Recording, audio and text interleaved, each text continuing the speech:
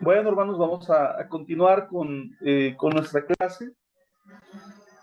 Y terminábamos con este punto, ¿no? Que la experiencia de la pandemia nos ha hecho pensar de nuevo en estos aspectos importantes de la adoración, ¿sí? Lo esencial, ¿no? Más que las formas, más que los lugares, la actitud con la cual nosotros adoramos a nuestro Dios. Hay otros pasajes, hermanos, del Nuevo Testamento que también nos brindan enseñanzas sobre el culto público. Por ejemplo, la primera carta a los Corintios, en el capítulo 11, regula varias cosas. Entre ellas, habla de la cena del Señor, pero habla de la cena del Señor, hermanos, en el contexto de los corintios, ¿sí? Es decir, el contexto al cual Pablo se refiere, pues era una realidad en donde había abusos en la cena del Señor, hermanos, ¿sí? Primero porque el apóstol Pablo dice, es que hay divisiones, ¿sí? Me han dicho que hay divisiones y en parte yo lo creo, dice, y cuando ustedes se reúnen, como tienen divisiones, ustedes piensan que se reúnen para comer la cena del Señor, pero en realidad no lo están haciendo o no lo están haciendo adecuadamente. O sea, cada uno se adelanta a tomar su propia cena y uno tiene hambre y otro se embriaga. Pues, ¿qué? ¿No tenéis casas en que comáis y bebáis? ¿O menospreciáis la iglesia de Dios y avergonzáis a los que no tienen nada? ¿Qué os diré? ¿Os alabaré? En esto no os alaba, ¿no? Entonces, vemos, por ejemplo, en ese pasaje o en ese capítulo 11 de la carta a los Corintios, que el apóstol Pablo regula sobre la cena del Señor en el contexto de lo que era la iglesia de Corinto, pero para nosotros pues también hay principios, ¿no? Para nosotros hemos entendido que la cena del Señor en realidad es una ceremonia, ¿no? No es de alguna manera, no es una cena como tal. Y saben, hermanos, esto es importante que lo podamos comprender. Eh, Cuando yo estaba pastoreando, a lo mejor tenía ya mi cuarto año como pastor, me pareció como llamativo, hermanos, que en la celebración de la Cena del Señor, meter mesas, ¿no? Metimos mesas y de alguna manera durante el culto todos estábamos sentados a la mesa, ¿no? Fue una experiencia bonita, ¿sí? Porque teníamos como que el contexto de que estábamos sentados en una misma mesa, aunque eran diferentes mesas, eh, pero por ahí, aunque fue una bonita experiencia, ya después no la repetimos, o yo en lo personal ya no me sentí motivado para repetirla como pastor, porque, bueno, entendí o llegué a la comprensión de que realmente lo que nosotros hacemos es una ceremonia, ¿verdad? Es una ceremonia, quizá después de la ceremonia, después del culto, después de la reunión, podría la iglesia tener una convivencia. Bueno, yo les estoy hablando del contexto acá, ¿verdad? No sé, hay lugares en donde dicen, no, después de la cena del Señor, cada quien para su casa y ya no hay convivencia y eso se respeta. Pero hay otros lugares en donde después sí hay una cena literal, ¿no? Pero no es la ceremonia, sino es una convivencia después de la cena del Señor. Pablo regula los excesos ahí en ese pasaje. Después, hermanos, también en la primera carta a los Corintios, pero ahora en el capítulo 14, versos 26 al 40, regula también varias cosas. Y entre ellas, lo que el apóstol Pablo intenta regular es el uso de los dones. Quiero resaltar por lo menos el verso 40, hermanos, del capítulo 14, porque el apóstol Pablo dice, pero hágase todo decentemente y con orden, ¿sí? Es decir, eh, se, había una manifestación muy importante de los dones, pero se caía en un desorden dentro del culto. El desorden ya no edificaba, ya no era de alguna manera eh, provechoso para todos, ¿verdad? Y entonces el apóstol Pablo dice, ok, todo se puede hacer, pero tiene que haber un orden. Es decir, la liturgia, como ustedes pueden ver, hermanos, se fue estableciendo de acuerdo a las necesidades de la iglesia. Ya les decía yo, hermanos, que en un inicio, pues la liturgia que se siguió era muy parecida a la sinagoga judía, pero después la iglesia se conformó por judíos y por no judíos, y posteriormente pues fueron los gentiles o los no judíos quienes fueron la mayoría de personas dentro de la sinagoga, mis hermanos. Ajá. Bueno, en Primera Tesalonicenses, capítulo 5, versos 16 al 22, aparece una lista de elementos y de acciones que forman parte del culto público, mis hermanos. Eh, bueno, esta cita me gustaría que la revisáramos, hermanos.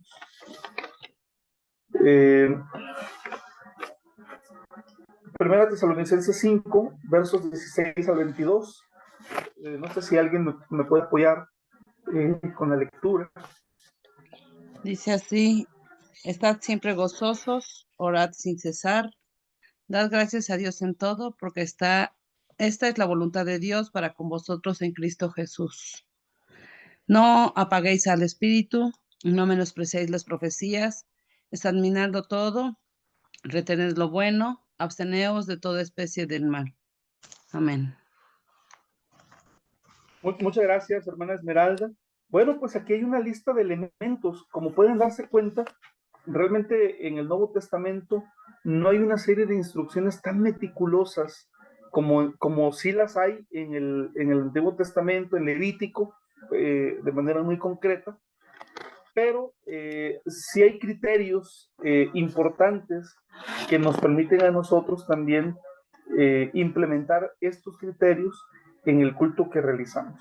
Y en primer lugar, hermanos, algo que a mí me llama mucho la atención es que Pablo dice que debemos estar siempre gozosos, eh, dando a entender que el culto cristiano es un espacio para expresar la alegría de los creyentes cuando se reúnen para adorar.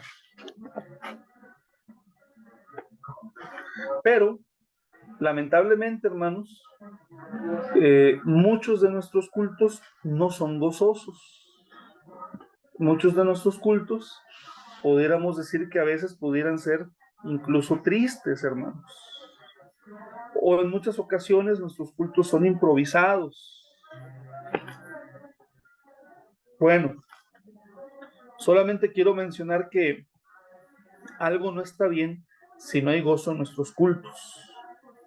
Permiso, pastor. Sí, hermano Mario. Sí, a mí a veces me lleva a ver por ahí en algunos cultos nuestros que cantamos un himno, puede ser cualquiera, se me viene a la mente ahora un himno que cantamos acá, no sé si lo cantan ustedes, que es Corazones Siempre Alegres.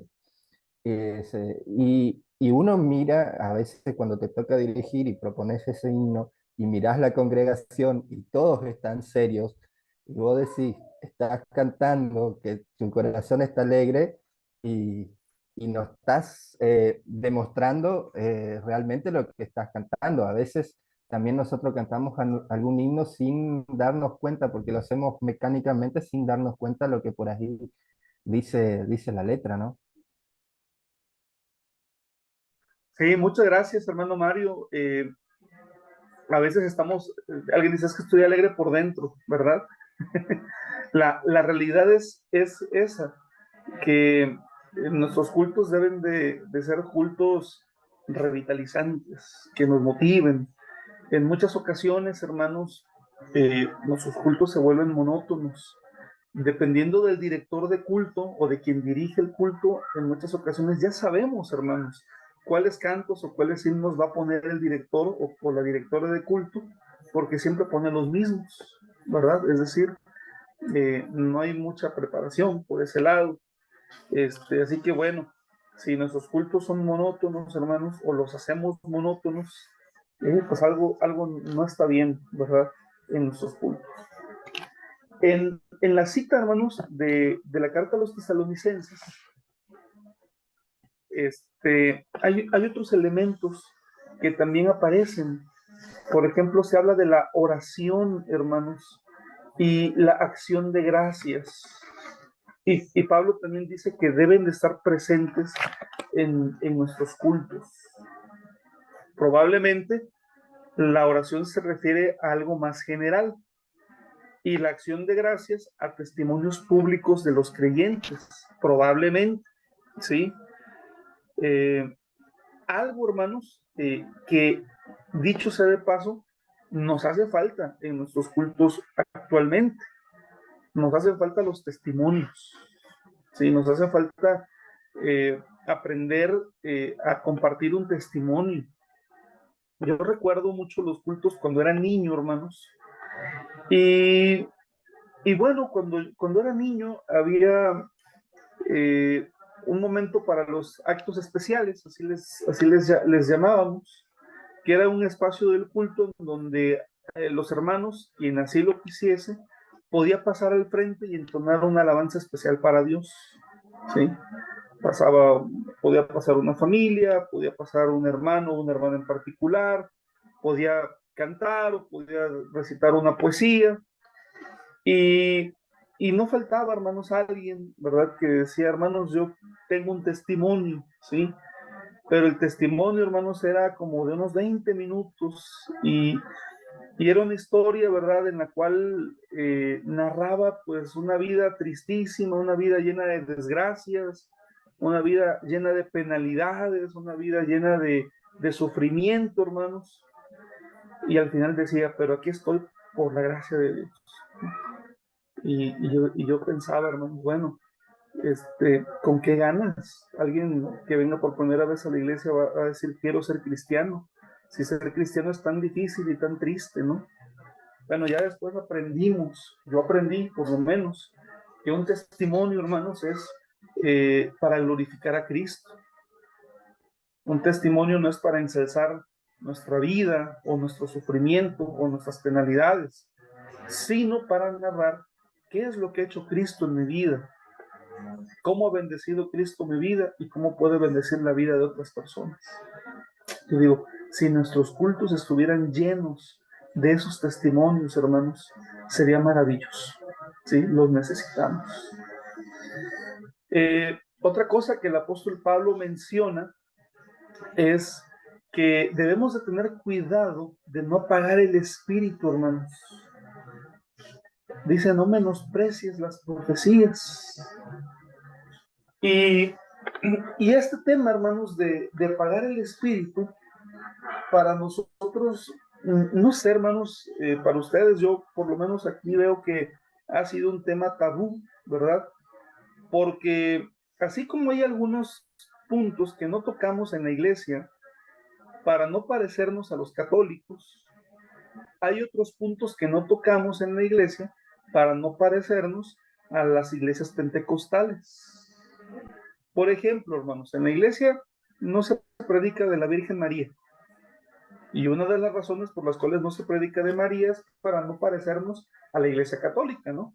Que tienen como un énfasis desmedido en la Virgen María. Pero bueno, podríamos predicar de María desde un enfoque bíblico, desde un enfoque centrado en la palabra de Dios, lo podríamos hacer.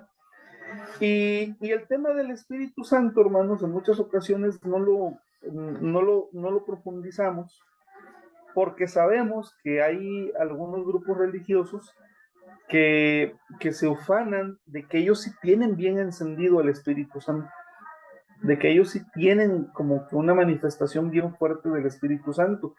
Y como no nos identificamos con ellos, pues por otro lado como que ese tema poco lo tocamos, hermanos, ¿no?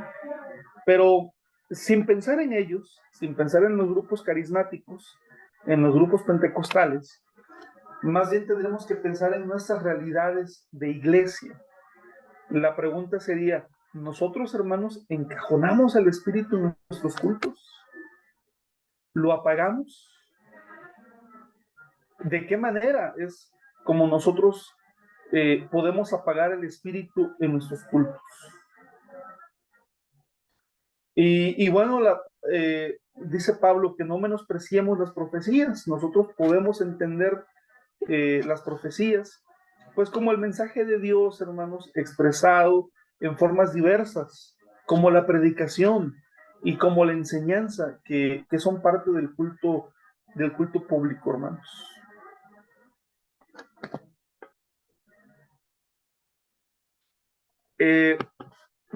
Pues bueno, el tema de la pandemia, hermanos, y el culto cristiano, ¿no?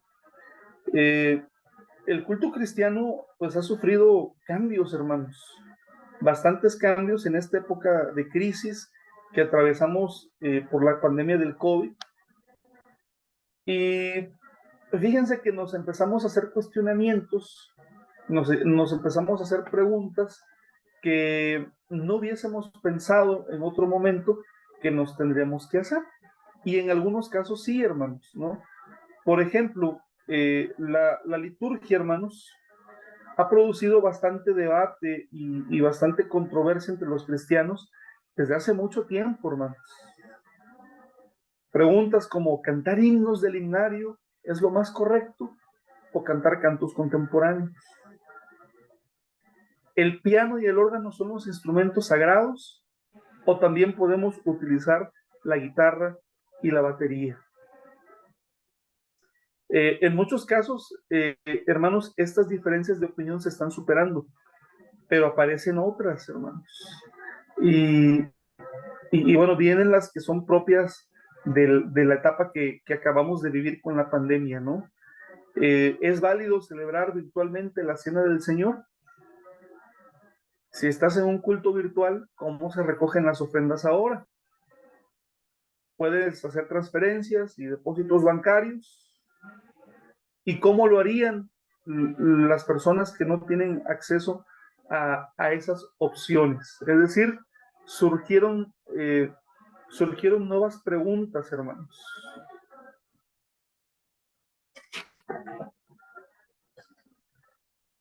Muchas iglesias, hermanos, tienen como parte del culto público un tiempo de oración por las necesidades de los creyentes, tiempos de ministración, le llaman.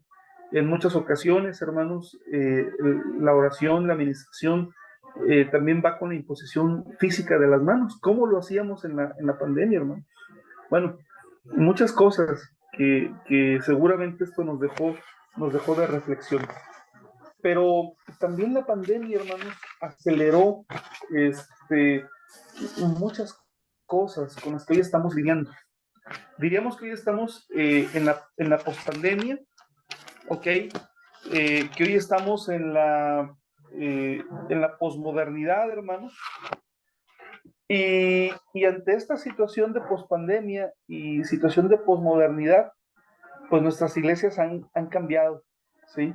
Nuestras iglesias, nosotros mismos hemos tenido ciertos cambios y quiero comentar con ustedes, hermanos, algunas reflexiones que la primera oportunidad que tuve de compartir esta clase en el CEBAI, hermanos, y bueno, estábamos en la pandemia, hoy estamos en la post-pandemia, ¿no? Por decirlo de alguna manera, aunque no la hemos superado del todo, ¿sí? Pues hermanos, estamos en una época ya, en una nueva realidad que se conoce como de culturas híbridas. ¿Qué son las culturas híbridas? Pues es una mezcla de todo tipo de culturas religiosas y no religiosas. Y en el ámbito de la adoración ya se impuso un modelo, ¿sí? Es decir, el modelo tiene que ser uno, ¿sí? los cantos o los tipos de cantos tienen que ser cierto tipo de cantos. Otro detalle, hermanos, es que vivimos en la cultura, les decía yo, pasamos de la predicación a la celebración, pero hay una distorsión de la cual tenemos que tener mucho cuidado, y es la cultura de la celebridad, hermanos.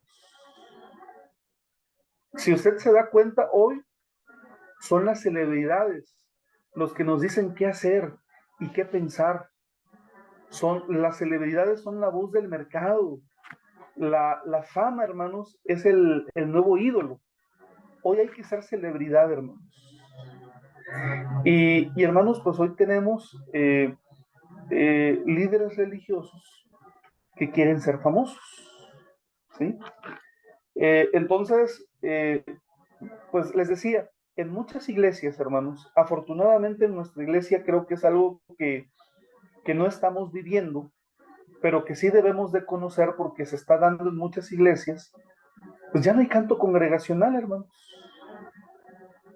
Ahora, lo más importante o los eventos más relevantes tienen ya el matiz como de un concierto. Ahora solo se escucha el grupo de alabanza y la congregación ya no participa, la congregación solo observa, hermanos. ¿Sí? Así que bueno, eres celebridad a través de la música, a través del chiste, a través de la aventura, a través de caer bien, etcétera, hermanos. Pues estamos en esa realidad, estamos en esta nueva etapa, hermanos. Y estamos en la cultura de la imagen, hermanos, ¿sí? Vivimos en una sociedad de telesiervos, ¿verdad? Ya no somos tan críticos, ahora solamente escuchamos lo que dice la tele, digerimos lo que dice la pantalla, y bueno, ¿qué quiere Dios de nosotros, hermanos? ¿Qué quiere Dios de la iglesia? Yo les quiero proponer, hermanos, que nosotros como iglesia tenemos que ser una iglesia que en lugar de fomentar la cultura de la celebridad, fomentemos la cultura de la comunidad. Esa debe ser la cultura que debemos de fomentar, no la de la celebridad, sino la comunitaria, la de la comunidad, la de la participación, hermano. ¿Sí? Bueno, vamos a pasar al siguiente punto, hermano. Les decía yo que vamos a entrar al tema de la santidad, hermanos.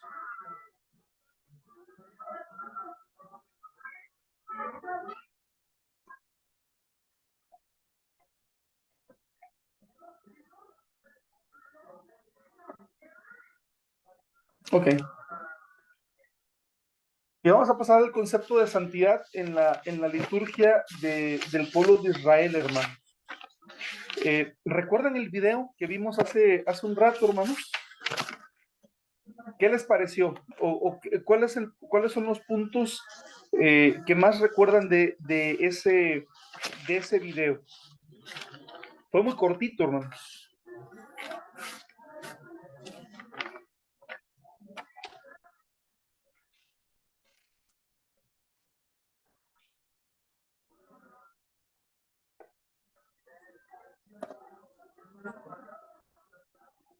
Bueno, vamos a pasar al concepto de santidad en la liturgia de Israel, hermanos.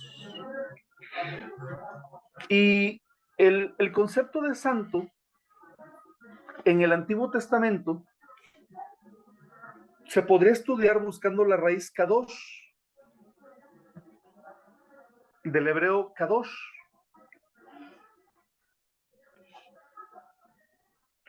Y hacemos alusión a la palabra santo, a la santidad, etcétera, ¿sí? Pero con ello no se agotaría la idea de santidad, hermanos, porque lo santo hace referencia a Dios. Pero bueno, esa es la raíz kadosh. Ahora bien, para comprender de una mejor manera el concepto de santidad, debemos de consultar el libro de Levítico, el cual ocupa un lugar central dentro de la Torá. Algo así ya les comentaba la clase anterior. En la Torá tenemos Génesis, Éxodo, Levítico, Número y Deuteronomio. El hecho de que Levítico, hermanos, está en el centro no es una casualidad. El Levítico vino a ser, hermanos, en la religión de Israel, el libro más importante de la Torá. Recuerden ustedes que es la Torá lo más importante, ¿verdad? Dentro de la palabra, dentro de la religión judía, y en la Torá es el Levítico, ¿verdad? Lo más importante. ¿Por qué? Bueno, les comento, ¿verdad? Cuando después del exilio se empieza a, de alguna manera, como a agrupar, como a clasificar las escrituras hebreas, hermanos, coexistieron dos corrientes, cuando me refiero a corrientes, me refiero a dos ideas de pensamiento, obviamente, hermanos, de cómo debería de agruparse el primer corpus.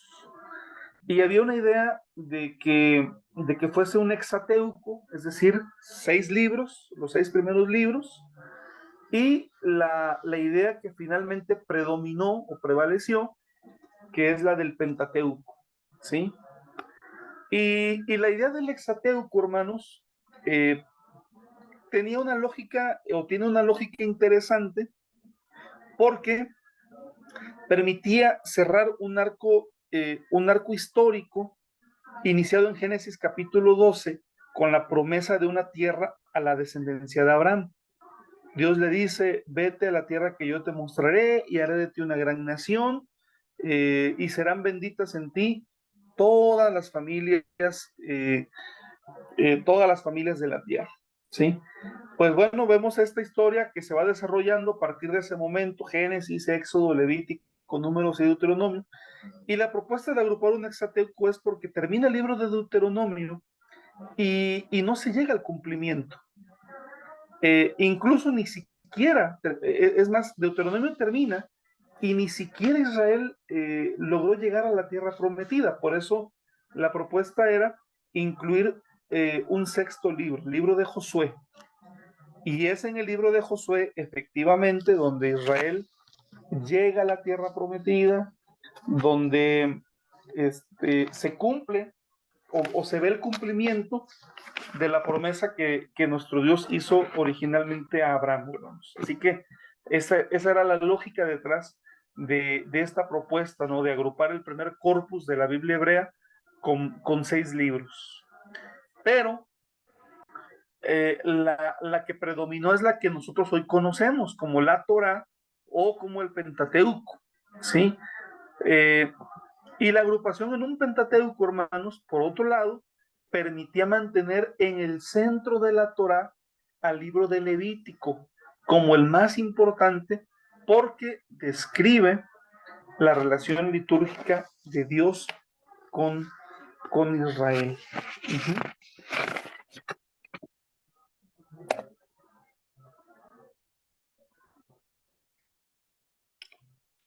Ahora, el lugar de Levítico en la Torá, pues el Levítico, hermanos, ocupa la parte central del Pentateuco. Y como ya hemos visto, pues esto no es casualidad, por 2 razones. Uno, es el libro que usa más frecuentemente la terminología asociada con la raíz kadosh. Es en el Levítico, hermanos, en donde más encontramos la palabra santidad, la palabra santo, ¿sí? Es en Levítico capítulo 19, versículo 2, donde encontramos la parte central del Pentateuco, hermanos, ¿sí? ¿Y qué dice Levítico 19, verso 2? ¿Qué dice la parte central del Pentateuco? Habla a toda la congregación de los hijos de Israel y diles, seréis santos, porque santo soy yo, Jehová, vuestro Dios. El centro del Pentateuco, hermanos, es un llamado a la santidad. Dios le dice a su pueblo a través de Moisés: ustedes deben ser santos. ¿Cuál es la razón? Porque yo soy su Dios y soy un Dios santo, hermanos. Así que la idea de santidad, hermanos, es muy fuerte, ¿sí? Es una exigencia. Y valdría la pena ahora preguntarnos, hermanos, ¿qué significa ser santo? ¿A qué se refiere el libro de Levítico cuando encontramos este llamado a la santidad, este llamado a ser santo? Bueno, permítanme, se me cerró la diapositiva.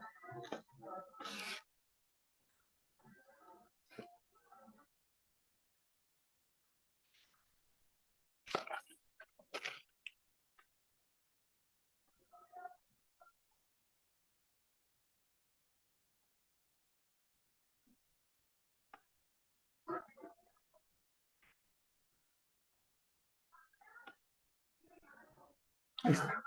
Bueno, la pregunta es, ¿a qué nos referimos o qué entendemos por santidad? Bueno, la primera noción, hermanos, de santidad es que debemos entenderla como una separación de lo profano, ¿sí? La idea de separación entre lo espiritual y lo terrenal, hermanos, es un concepto arraigado en el espíritu humano.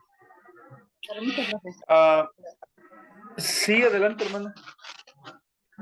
Mario está preguntando si le pueden dar el ingreso de vuelta, que se salió de la clase. Ok. Yo no me di cuenta que había salido.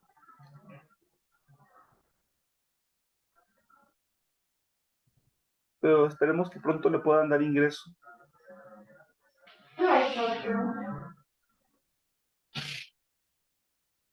Bueno, ¿cómo funciona, hermanos, o cómo funcionaba la mentalidad de los hebreos? Se percibe el mundo como una dualidad, hermanos. ¿A qué nos referimos con una dualidad? Por ejemplo, la Biblia inicia en el libro de Génesis con algunas dualidades.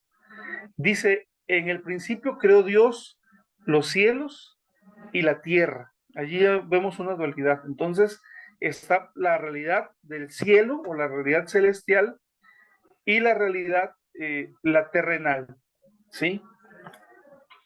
Y están las cosas de arriba y están las cosas de abajo. Está lo santo o lo sagrado y está lo profano, ¿sí? Entonces, estas dualidades, hermanos, son conceptos que en la Biblia son muy claros y muy marcados. Hay una idea de separación entre lo espiritual y lo terrenal, entre lo sagrado o lo santo y lo profano. No sé si mi hermano Mario ya pudo entrar. Esperemos que sí pueda incorporarse nuevamente a la clase.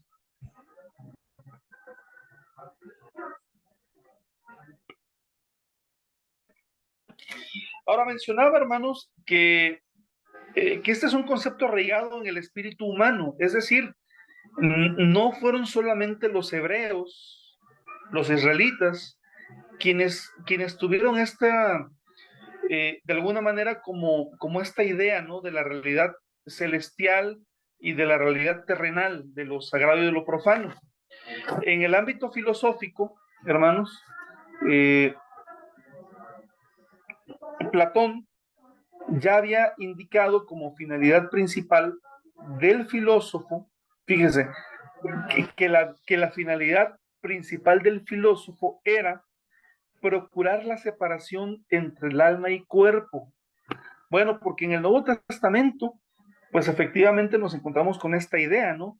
Así como encontramos en el Viejo Testamento la dualidad de cielo y tierra, lo sagrado y lo profano, en el Nuevo Testamento, pues encontramos esto del alma y el cuerpo, ¿verdad?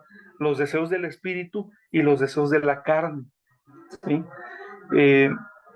Bueno, pues esto ya los griegos también lo habían planteado, hermanos. Otro filósofo, Sócrates, aplicaba a los filósofos la siguiente idea. Él escribió, y mientras vivimos como ahora, según parece, estaremos más cerca del saber en la medida que no tratemos ni nos asociemos con el cuerpo, a no ser en la estricta necesidad, y no nos contaminemos de la naturaleza suya, sino que nos purifiquemos de él hasta que la divinidad misma nos libere, ¿sí? Entonces, bueno, estos filósofos, ¿no?, de una realidad en donde nosotros, como que de forma espiritual podemos sustraernos, ¿verdad? Y, y luchar contra nuestras tendencias naturales, contra nuestro cuerpo como tal, ¿no? Así que bueno, no era una idea propia de los judíos este tema de lo sagrado y lo profano. Ya otras civilizaciones, y de manera muy especial los griegos, tenían una noción de ello.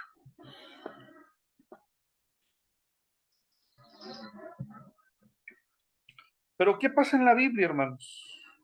¿Sí?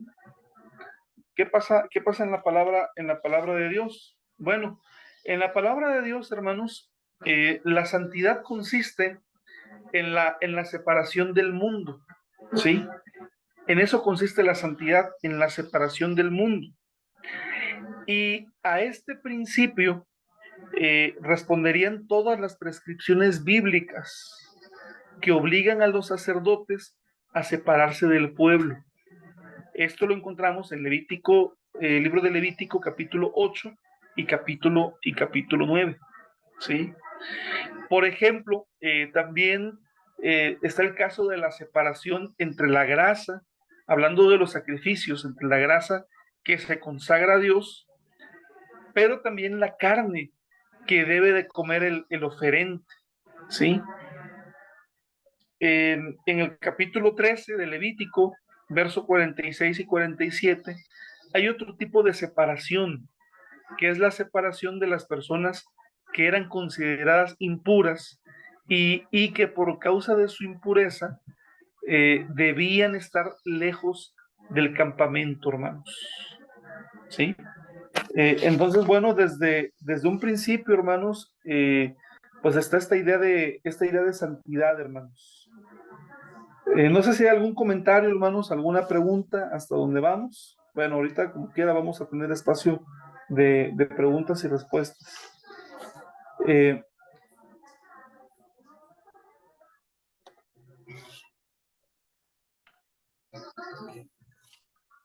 La santidad entendida desde el punto de vista de círculos concéntricos. Bueno, esto, hermanos, es bastante importante porque los círculos concéntricos quieren decir que en la mentalidad hebrea, como ustedes pueden ver en el subtítulo, existían niveles de santidad, hermanos. Diversos niveles de santidad. Y ahorita lo vamos a ver, ¿sí?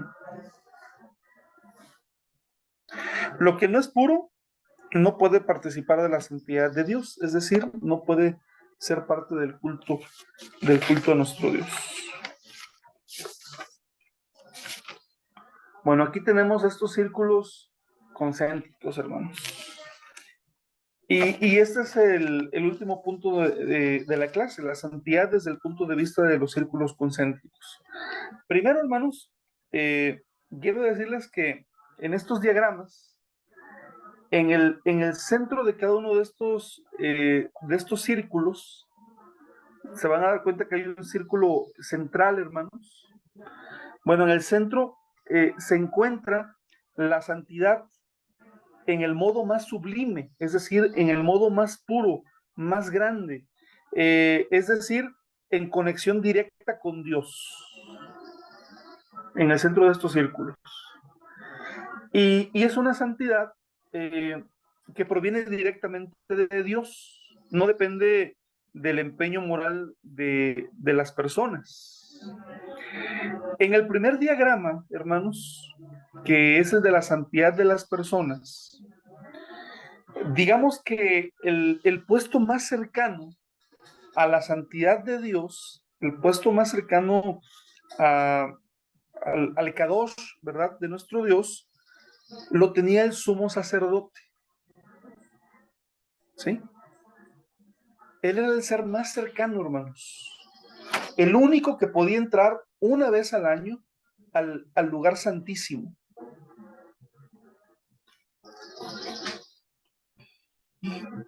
Y era un hombre considerado consagrado, ¿verdad? Un hombre santo, porque era el más cercano. Pero este sacerdote era sumo sacerdote solamente durante un año, hermanos. Y él a su vez pertenecía a un gremio, que es el gremio sacerdotal, o era el gremio sacerdotal. Un grupo de hombres considerados santos también. Y dentro de ese gremio sacerdotal, ¿verdad? Bueno, de ahí surgían quienes cumplían con la función de sumo sacerdote. Pero había alguna reglamentación. No cualquiera podía ser sumo sacerdote. Tendría que pertenecer al gremio sacerdotal por haber nacido en una tribu en especial, pero tenía que provenir de una familia en especial, hermanos. ¿Sí? Y encontramos, hermanos, también que después de este gremio sacerdotal, todos pertenecientes a la tribu de Leví, encontramos a Israel, hermanos. Y este Israel es concebido por default, digámoslo así, como un pueblo santo.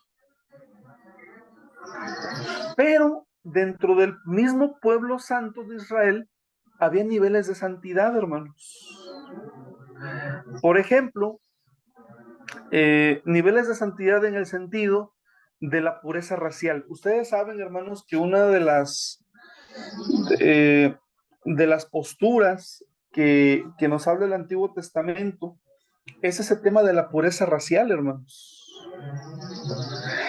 Y no fue una postura hegemónica, porque hubo otras posturas también en la Biblia, pero sí podríamos decir que fue una postura o fue una ideología que en cierto modo predominó. Y sobre todo predominó, mis hermanos, después del exilio, con el sacerdote Esdras, ¿verdad? Quien llegó a la tierra de Israel, llegó a Jerusalén, y entonces ordenó que todos los sacerdotes que estaban casados con mujeres extranjeras debían repudiarlas. ¿Sí? Fue una línea muy dura, ¿no?, de pureza racial la que se vivió en aquel entonces. Y digo que no era hegemónica, hermanos, porque en la Biblia encontramos otras ideas, encontramos otras posturas, ¿no? Por ejemplo, encontramos en el libro de Isaías, al final, cuando se menciona, ¿verdad?, que quienes serán los sacerdotes serán los gentiles. Ahí vemos que hay otra postura, ¿no?, en favor de los gentiles. Encontramos, por ejemplo, que el libro de Ruth fue escrito en una época contemporánea al libro de Esdras, y en el libro de Ruth el personaje principal, hermanos, es una mujer extranjera, y al final se dice que además esta mujer extranjera fue la abuela del rey más importante que Israel había tenido, ¿verdad? Entonces, por ahí lo que está diciendo es, pues el rey David ni siquiera es como judío de pura cepa porque proviene de una mujer extranjera, su abuela. Es decir, había diferentes ideas, pero la que predominó, hermanos, y en los tiempos de Jesucristo también predominaba, era esta, ¿no? De que de la pureza racial de Israel como un pueblo santo, pero había niveles de santidad. Por ejemplo, aquellas personas que podían demostrar a través de una genealogía su pureza racial, digamos que eran como que judíos o israelitas de primer nivel. Pero, por ejemplo, alguno que en su genealogía de repente hubiese alguien extranjero, pues eran israelitas, pero ya no de primer nivel. ¿Sí me explico, hermanos? Y bueno, por ahí, por ejemplo, pues estaban pues las personas con dudosa reputación por causa de su oficio, los publicanos, las mujeres de mala reputación, los enfermos, todos ellos, se iban hasta el último de los estratos, ¿no? Pero eso no era todo, hermanos. Lo más alejado en la concepción israelita, lo más alejado a Dios, era el mundo gentil, hermanos.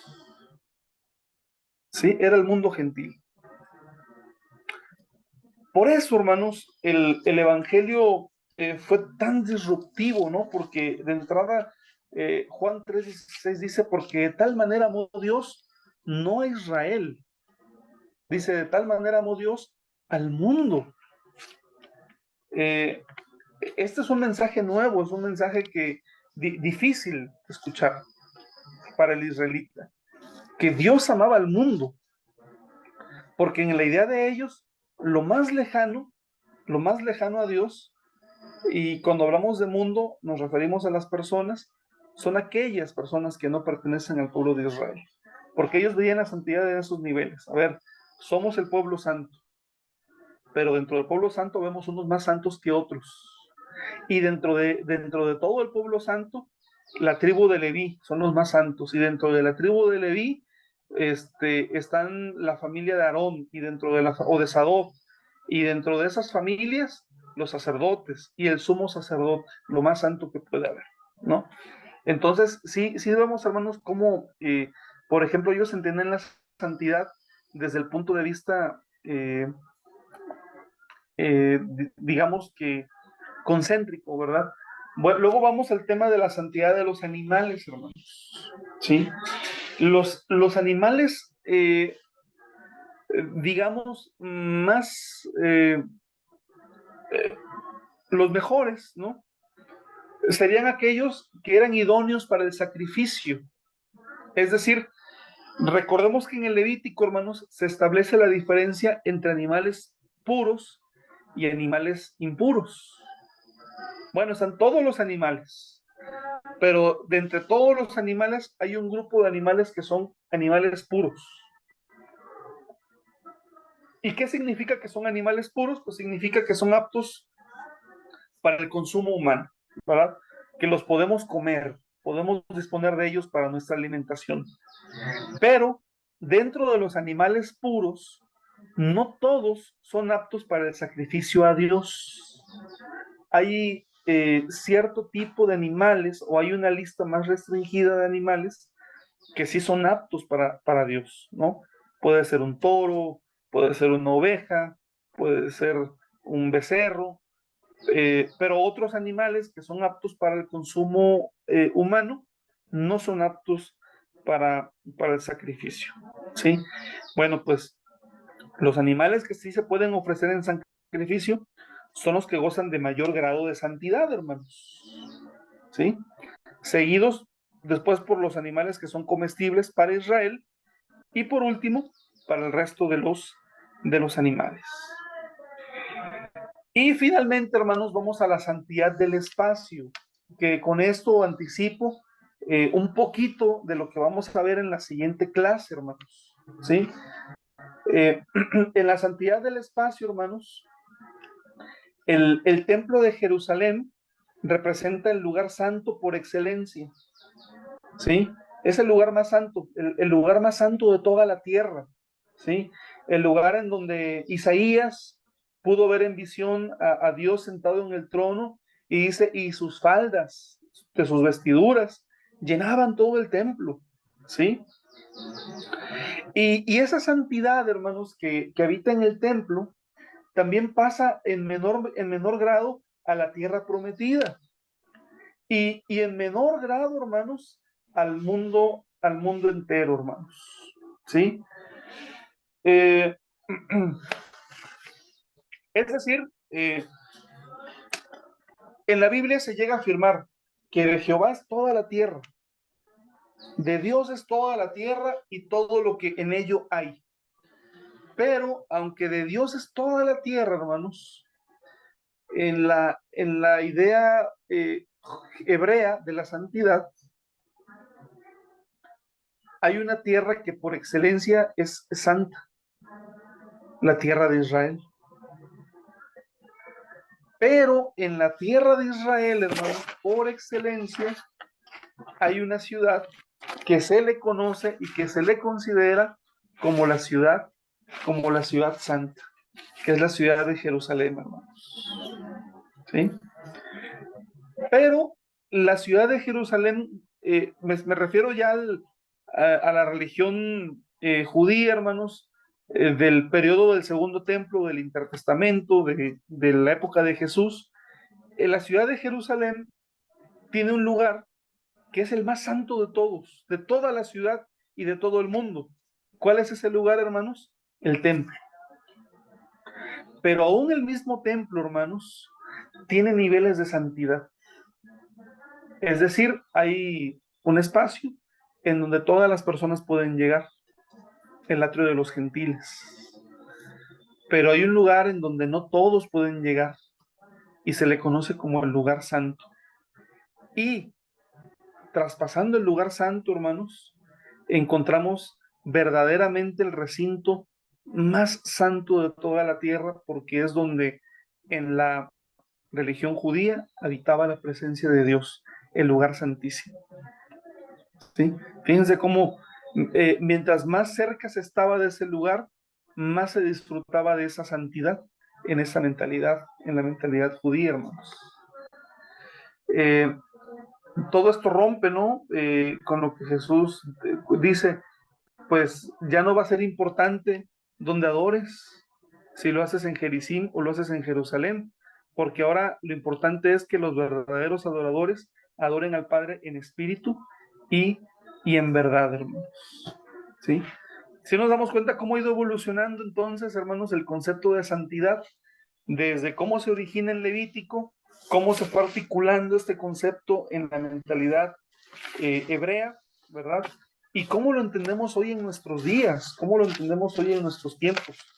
Pero en ocasiones, hermanos, de repente por ahí algo se nos va. A los pastores a menudo, a mí me ha pasado por lo menos, que alguien nos dice, hermano, ore por mí, y con mucho gusto oramos, pero añaden, hermano, ore por mí porque a usted Dios sí lo escucha. Digo, qué caray, a usted también Dios le escucha, no nada más a mí. Dios nos escucha a todos, ¿no?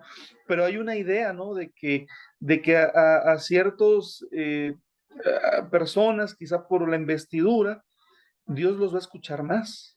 No, Dios nos escucha. Si somos humildes, si lo hacemos de corazón, si tenemos fe, ¿sí? Dios nos escucha. Hoy en día, hermanos, en algunas religiones, algunas denominaciones protestantes, se tienen ciertos liderazgos carismáticos que son liderazgos incuestionables, hermanos, como una versión evangélica del Papa de Roma, ¿verdad? Porque son incuestionables. Lo que el siervo dice es la voz de Dios, aunque contradiga la palabra, pero él es el ungido, ¿sí?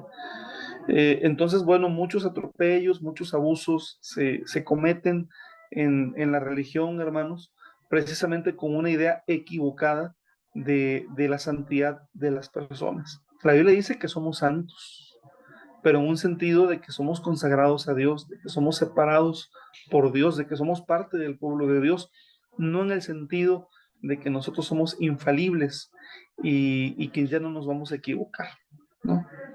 Bueno, mis hermanos, vamos a abrir un espacio para comentarios y para preguntas. Y si tengo la respuesta, con gusto la comparto. Si no la tengo, pues se los comento y procuraré en la siguiente clase hacer algunos comentarios. Así que adelante, mis hermanos.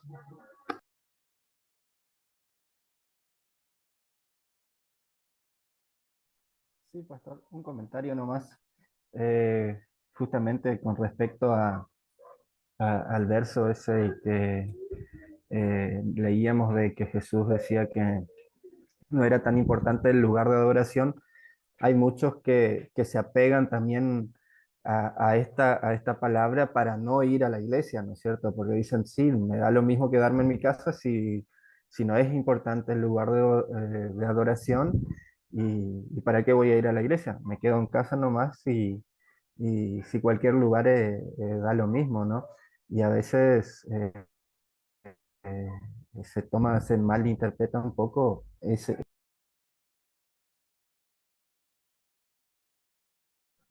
Creo que se apagó tu micrófono, hermano Mario. Sí, sí, más o menos esa era la Ok. idea, que por ahí se malinterpreta. Es muy cierto, porque estamos ante el otro fenómeno, ¿no? Ahora bien, necesitamos tener una comprensión muy clara de lo que es la iglesia, ¿verdad? Porque eh, la iglesia, hermanos, cumple la función del templo. Y el templo no es que sean las cuatro paredes del edificio. El templo somos nosotros, somos la iglesia. Es decir, eh, el próximo sábado, cuando varias iglesias nos vamos a reunir para celebrar bautizos, y lo vamos a hacer no en el templo, sino que lo vamos a hacer en un lugar donde se van a hacer los bautizos, allí está la iglesia, no en el edificio, sino que la iglesia somos nosotros, somos las personas. Ahora bien, también hay esa distorsión de que cualquier lugar, creo que Jesús no dijo, refiriéndose a que cualquier lugar podría ser un lugar idóneo, porque miren, si nos fuéramos con esa teoría de que entonces en cualquier lugar podemos alabar a Dios, pues yo diría, si nos vamos a las vías del tren, con esa premisa de decir, pues si cualquier lugar es idóneo para alabar a Dios, también las vías del tren son un lugar idóneo, pues tendríamos que definir que realmente hay lugares que no son idóneos para alabar a Dios. Más bien, Jesús lo que está diciendo es que la presencia de Dios no está atada a algún lugar de culto, algún lugar de veneración, sino que la presencia de Dios está en donde su pueblo está congregado. Recordemos que dice la escritura, donde están dos o tres congregados en mi nombre, allí estoy yo. Y por otro lado, hermanos, eso también es importante entenderlo, que si bien es cierto la salvación es personal, la vida del cristiano es comunitaria. Es decir, un cristiano no puede hacer una vida cristiana aislado, necesita de la iglesia, necesita congregarse. ¿Sí? Dicho sea eso, podemos ayudar a las personas a comprender como de una manera más completa, ¿no? A lo que Jesús se refería, porque no todos los lugares son idóneos para alabar a Dios, ¿sí? Pero la vida del cristiano, en la vida del creyente sí es necesario reunirse. Un pastor norteamericano decía o dice que un creyente sin iglesia es como un soldado que no pertenece a ningún pelotón, o como un jugador de fútbol que no quiere ser de ningún equipo, ¿verdad? O sea, son cosas como incongruentes. No puede haber un cristiano sin iglesia. Uh-huh. Bueno, espero en parte haber como ayudado con esa pregunta, mi hermano Mario.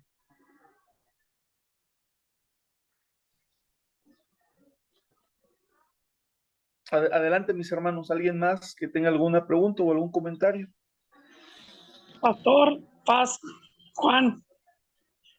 Adelante, hermano. Tengo una pregunta, una duda, ¿no? a lo cual estábamos viendo en este momento tiene que ver con el tema de la santidad, ¿no? Vemos esta separación de lo profano y vemos también cómo para Israel se podría decir en el momento en el que ellos estaban, en ese contexto, sobre cuán simbolizaba para ellos las festividades, ¿no? Las celebraciones, este tipo de ceremonias que tenían. Vemos que en Éxodo nos figuran como 3 y bueno, y después vemos en Levítico que nos figuran muchas más. Son creo que 7, 6, 7 y creo que viene el último gran día, ¿no? Que vendría a ser como el día más solemne para ellos, culminando lo que sería tabernáculos. Y la pregunta sería, hoy día, ya que no se celebran, no sé cómo, cuál sería el punto de vista en lo que sería el creyente con esa posición, pero es ver en qué tan importante a nosotros nos puede impactar o las podemos ver, en lo cual es el plan de salvación de Dios para todo, o sea, para la creación, ¿no? O sea, qué simbolismo hay en lo que sería el plan de salvación, porque tenemos la Pascua y panes sin levadura, que sería nuestra salida, ¿no? Nuestra salida de lo que es el mundo, lo carnal, de lo que, bueno, Cristo hizo por nosotros y de lo que también luego vemos la separación que tiene el ser humano de la levadura, ¿no? Pero también me entra la duda de decir, bueno, Pentecostés, el pueblo, los discípulos esperaron y recibieron esa promesa, ¿no? O sea, fue cumplida. Y luego vemos lo que sería, creo que era un ayuno que ellos tenían. Y luego, bueno, tenemos las fiestas que siguen, ¿no? Tabernáculos, trompetas. En qué se posicionaría o qué faltaría de todo eso, se podría decir, de la liturgia de lo que ellos hacían y cómo eso es hoy en día en nuestro contexto?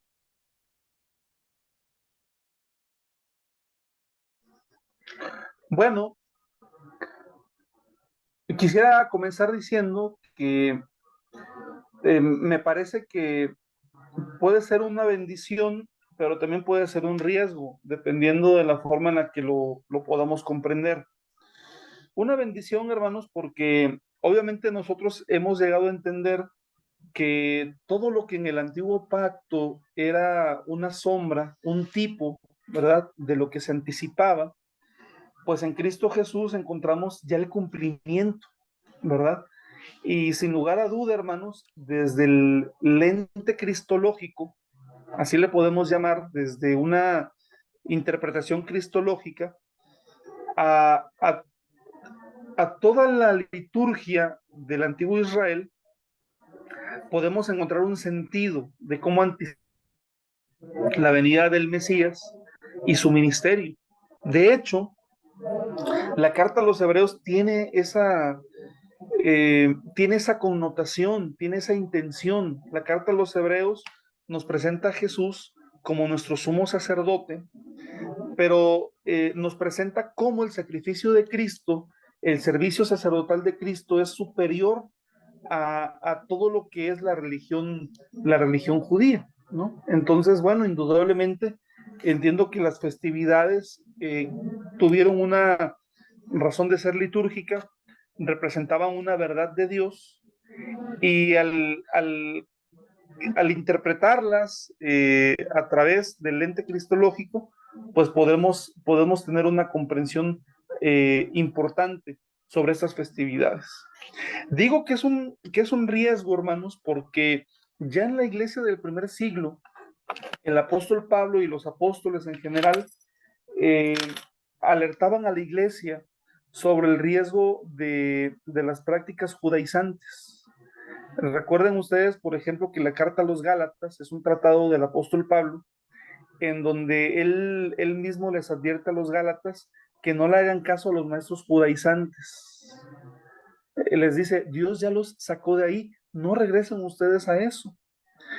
Y para nosotros hoy tiene mucho sentido, hermanos, porque en muchos lugares es muy atractiva la idea de las raíces hebreas, de las raíces mesiánicas. Es muy atractiva esta idea, porque pues todo lo judío, hermanos, está tan lleno de misticismo, tan lleno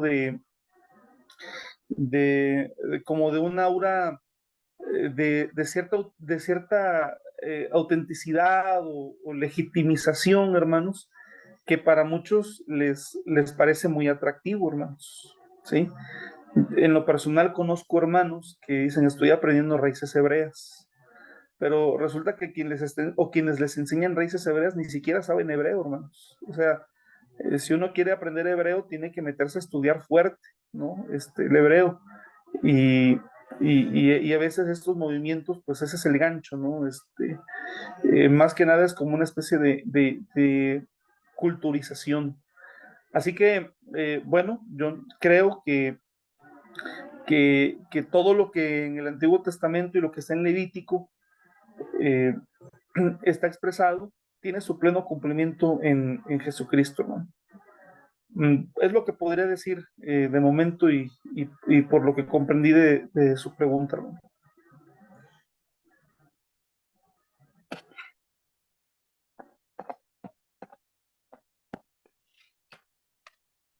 No sé si haya más preguntas, hermanos. Solamente, si no hay preguntas, pues repasar la clase. La invitación sería que la podamos repasar. La próxima sesión, la próxima clase va a ser el martes de la siguiente semana, con el favor de nuestro Dios. Y bueno, en estos días, espero que a más tardar mañana, vamos a poner en el foro algunas preguntas para poder ir abriendo el diálogo, hermanos. No sé si hay algún comentario, hermanos, final o otras preguntas. ¿Quedó clara la clase o los enredé más, hermanos? Con honestidad, díganme. Hermano, es muy interesante su clase, sí. De hecho, es mucha información, al menos para mí. Pero algo de lo que me llama mucho la atención es, al igual que la pregunta que hizo el hermano Mario, este, también pasa lo mismo quizá en cuanto a la pureza, ¿no? A la limpieza, de lo que habla Levítico. Son, bueno, muchísimos versículos en los que habla de la limpieza, también en cuanto a la alimentación, pero que ya en estos tiempos, después de la presencia de nuestro Señor Jesucristo, nuestro Señor Jesucristo motiva mucho al amor, ¿no? Y no tanto a esta situación que antes era así como que una regla, bueno, no sé cómo expresarlo, ¿no? Que, que, que incluso, pues si alguien, por así decirlo, digamos las mujeres, si estábamos en nuestro periodo, no podíamos pisar el santuario, éramos impuras, ¿no? Y que en estos tiempos, pues ya no se ve con con esta, con ese peso de la ley, ¿no? Porque, bueno, al estar nuestro Señor Jesucristo presente, él hace mucho énfasis en el amor y, y lamentablemente aún todavía en esos tiempos en nuestras iglesias quisieran mantener la ley al pie de la letra, así como viene en el Levítico, en muchos aspectos, ¿no? Lo vemos incluso, usted comentaba también en el punto de la alabanza, ¿no? este, qué instrumentos son los adecuados, ¿no? Que si es batería, ya rayan lo profano, que si los himnos o los cantos que son un poquito de otro ritmo, que si guitarra o órgano, y muchas veces se ha lastimado los corazones de los congregantes en, en este tipo de situaciones, ¿no? De querer llevar la ley al pie de la letra. Y a veces los que están en alabanza, pues ellos adoran a Dios de esa forma, ¿no? Pues así tocan la guitarra, así tocan, bueno, en nuestro país hay la situación de que hay lugares donde tocan el acordeón y el acordeón es un instrumento de mucho movimiento porque es parecido al piano, pero pues también tiene el viento, ¿no? Y los ritmos, según en poblaciones, pues no son lo mismo que, digamos, en el centro del país. Y a veces se escandalizan o nos escandalizamos y terminamos hiriendo a estos hermanos, ¿no? Que adoran de diferente forma, que cantan de diferente forma, que alaban a Dios de diferente forma. Entonces, o sea, qué importante es conocer esto, pero pues también no perder de vista que nuestro Señor Jesucristo siempre hizo hincapié en el amor al prójimo. Sí, muchas gracias, hermana Esme, por su comentario. Y bueno, pues efectivamente en el Nuevo Testamento ya no encontramos una serie de reglas tan meticulosas en cuanto a la adoración y la liturgia como se encuentra en el Antiguo Testamento, ¿verdad? Más bien encontramos estos principios que tienen que ver con la comunión, con el amor, con una adoración sana, ¿verdad? Desde lo profundo de nuestro corazón. Muchas gracias, hermana. Muchas gracias por su comentario. Adelante, hermano Mario. Sí, por ahí quisiera agregar nomás que en su momento acá en nuestras iglesias como que se le daba mucha preponderancia o se le ponía como un valor de un lugar santísimo al púlpito, ¿no es cierto? Y los púlpitos llegaron a ser pomposos, por así decirlo, cada vez más grandes y como que se le daba al púlpito un lugar más santo que cualquier otro lugar, ¿no es cierto? También por ahí, eh, en ese, en ese sentido, también se podía ver esta situación. Sí, así es. Claro, son lugares muy decorosos, son lugares de mucha honra, ¿verdad? Pero lo son no por el sentido que a lo mejor quisiéramos darle como en equivalencia al templo del Antiguo Testamento, ¿no? Por ejemplo, hay lugares en donde se le dice el altar, ¿no? Dices, vamos al altar. O el predicador hace un llamado al final de su sermón y dice, hermanos, si alguien quiere orar, acérquese al altar, ¿no? Es el altar. Pero en esencia no es un altar, hermanos. O sea, el altar somos nosotros. Nosotros somos el altar. Eso es lo que dice el apóstol Pablo. Nosotros somos el altar, pero nosotros somos también el que ofrece el sacrificio y somos no solamente el altar y el oferente, somos el sacrificio vivo. ¿Sí? Presenten vuestros cuerpos en sacrificio vivo, dice la palabra. Claro, los lugares que utilizamos para adorar a Dios son importantes, son consagrados por el hecho de que están dedicados para adorar a Dios, pero no por las razones, ¿no? Que a lo mejor en el Antiguo Testamento la gente concebía, hermanos. ¿Sí? Muy bien. Bueno, hermanos, pues vamos a concluir de esta manera. Deseo que todos tengan un fin de semana de mucha bendición, un día de reposo también de gozo delante de la presencia de nuestro Dios y de la iglesia. Y si Dios lo permite, nos saludamos la próxima semana. Que Dios les bendiga, hermanos, y que tengan buenas noches. Bendiciones. Bendiciones para todos. Chao, hasta luego. Chao, chao, bendiciones a todos.